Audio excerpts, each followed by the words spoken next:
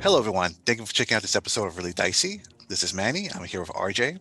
And today we're going to talk about character creation for 2nd edition 7C by Chaosium. All right, well, the first thing is take a look at that character sheet. You'll see this, it's only one side of a page. So for now, there's also some form fillable PDF versions on 7c2e.com, and roll20.net also has support for 7C 2nd edition character sheets. And when you look at that character sheet, you see that the largest area is taken up by the advantages section, which indicates their importance in this game, but we'll get to that. Step 0 is the concept, the 20 questions game. You're going to answer 20 questions. First one is, what nation is your hero from? How would you physically describe your hero? What are their recurring mannerisms? What is their main motivation? Their greatest strength, their weakness? And then we get into some details, like what's their favorite things, the greatest fear, highest ambitions, prejudices, loyalty, family, love, how religious are they, etc. So once you've completed this section, you should have an idea about your character, your hero, from a concept. Now we're ready to move on to the mechanics. Step 1. Step 1 is traits. In 7C 2nd edition, there are 5 traits: brawn, finesse, resolve, wits, and panache. They all start with 2 points each, and you get an extra 2 points you can use to increase 1 or 2 of them further. That trait score is the number of dice you're going to roll when you're using that trait, but we'll get to that later. Step 2 is the nation bonus. Whatever nation you chose is going to affect your traits, and it's going to grant you access to backgrounds and advantages that are specific to that nation. So, for example, if you're from Montaigne, you get to choose to take a +1 in finesse or +1 in panache. Step 3, backgrounds. This is what was your hero in the past, but not what they are now. Each background will give your hero a quirk and advantages and skills. The quirk is some characteristic of your hero that when you act it out, you gain a hero point. You can do that once per session. Advantages are special abilities. You're going to want to spend some time looking at these. And then skills reflect your aptitude in various areas. So what you do is you pick 2 backgrounds. You gain the advantages from each of those backgrounds. If there's one that overlaps, it's in both of those backgrounds. You get to choose another one that costs the same. And you get 1 rank in any skill that's listed in your background. If the 2 backgrounds you pick give you a rank in the same skill, then you're getting 2 ranks in that skill. Now we come to step 4, skills. There are 16 skills listed on the character sheet, things like aim, athletics, brawl, ride, scholarship, weaponry, etc. And there are 5 bubbles next to each skill. That indicates your rank in that skill. And that rank will tell you how many extra dice you're going to get to roll in addition to that trait number when you're doing things. Right now, you're going to spend 10 points to buy skill ranks. So you might have some already filled in from your background, but you're going to get to add to them. And right now, you can't raise any individual skill above 3 ranks. Later on, as you advance in the game, you will. Also, there are some special things. At rank 3, you get a special ability, which is you get to reroll any single dice when you're using this skill and rolling for it. And at rank 4, you would be able to earn more successes when you roll. We'll get into that, how that works in a different video.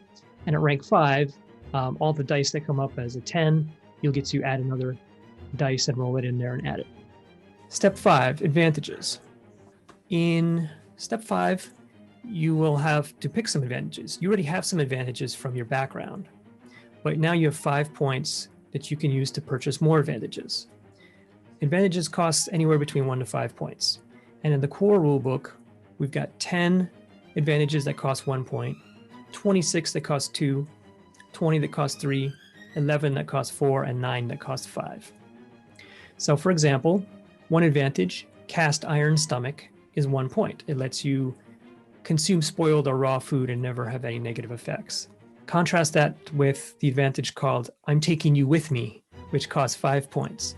That lets you spend a hero point to have all the damage you do this round increased by the number of dramatic wounds you have. So if your hero's really wounded, they are going to be doing a lot more damage now by taking down somebody with them.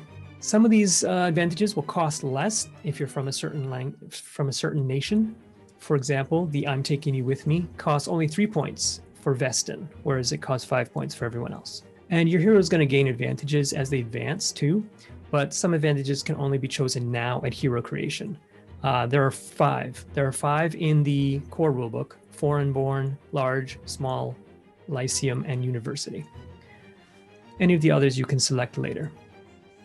If you want to be a duelist, make sure you get the Duelist Academy Advantage, which costs 5 points. If you didn't get it in your background, maybe you want to purchase that one. If you want to be a magic user, this is the time to make sure you get the Sorcery Advantage. It costs 2 points if you didn't get that in one of your backgrounds. Step 6 is Arcana. So your hero is touched by fate, and it's what makes your hero great for their purpose. It ties in with the Fate Witch sorcery in this setting. So you choose, or even better, randomly determine a virtue and a hubris. There are 20 virtues and 20 hubris. A virtue is an ability you can activate once per session. So for example, there's one called Wily. And if you activate that virtue, you escape danger from the current scene, but you can't rescue anyone but yourself. And a hubris you can use once per session to gain a hero point. So for example, the Curious Hubris. You'll receive a hero point when you investigate something unusual, especially if it looks dangerous. And the GM can offer that hero point to tempt the player into activating their hubris, but the player ultimately gets to choose. Now, step 7, stories. So every hero has a story to tell, in addition to the larger team story. These could be stories of revenge, romance, obligation, vindication, lifting curses, that sort of thing. And so what you're going to do here is to create a hero story. You can only have one hero story at a time. So it's pretty easy. First, you define the goal. This is the ending that you're looking for your hero. The ending of the story, not the ending of your hero. Then you define the reward that you're going to get for achieving that goal. This could be a new advantage, increasing a trait or skill, changing a quirk, removing corruption. You can find some options on page 160 in the core rulebook. And the cost of the reward tells you how many steps you need in the story. So the next thing you do is you write the very next step to achieving that goal. So for example, the next step is find the map that my father spoke of on his deathbed. Right? That's just the next step towards a goal. And there's plenty of story starting ideas on pages 161 and 162 in the rulebook. The last step, step 8, details. This is languages, reputation, secret societies, wealth, and wounds. Reputation is something you gain during play, but sometimes advantages grant you some reputation too. And what it is a single descriptive word like vengeful, or your hero is known as generous or untrustworthy, and it will add bonus dice when socially appropriate. The next thing is languages. You look at your wits score, your wits trait, and whatever that number is, that's the number of languages that you speak. It's going to be at least 2. So by default, you get Old Theon, which is a universal language, and the hero's native language from their nation. If your wits is higher than 2, then you're going to get to pick more languages. In the core rulebook, there are no list of languages, so you can just assume that each nation has its own language, and you can pick from the nations. The next thing is secret societies. Here's your chance to start off in a secret society. There are 9 secret societies in the core rulebook, and you can join one if you want. There's no cost, and immediately gain 2 favor with that society. The next thing is wealth. And the thing about 7C 2nd edition is that we don't track currency. Instead, we have wealth points. It's assumed that heroes can always afford their basic necessities: clothes, shelter, food, etc. Wealth is for buying extra things. And your wealth points begin at 0 every session. Now, there are some exceptions granted for saving up. For example, if you're saving up for a ship or something like that. And wealth points are earned in 2 ways. One is kind of boring, taking up a profession, or the usual way, looting the booty, right? And the way you spend health is you can spend wealth on bribes and gifts if you're doing social risks. And that lets you re-roll a die for every wealth point you spend. You could spend 1 wealth point, get something like an excellent sword or a great horse. You could spend 3 wealth points and hire a brute squad for a scene. It's a bunch of thugs. Or you can spend 8 to 10 wealth points to buy a business, a house, a ship, or something like that.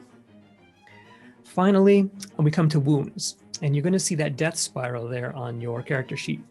There are bubbles and stars, and the bubbles represent wounds, and the stars represent dramatic wounds. So every 5th wound is a dramatic wound. And we'll get into what that sort of, what wounds do in the basics and combat video. So at this point, your hero is ready to go. And we've seen a couple things here. We've seen hero points mentioned, but we haven't explained what they are. And we don't know what happens when a hero is wounded and how do they become helpless, for example. That's going to be the subject of the next video. And we'll show you how risks are overcome with skills and traits and how action scenes work, and also discuss dramatic scenes. Excellent. Well, I hope this has been very helpful to everyone. Thank you for watching, and be safe out there. Have a good day.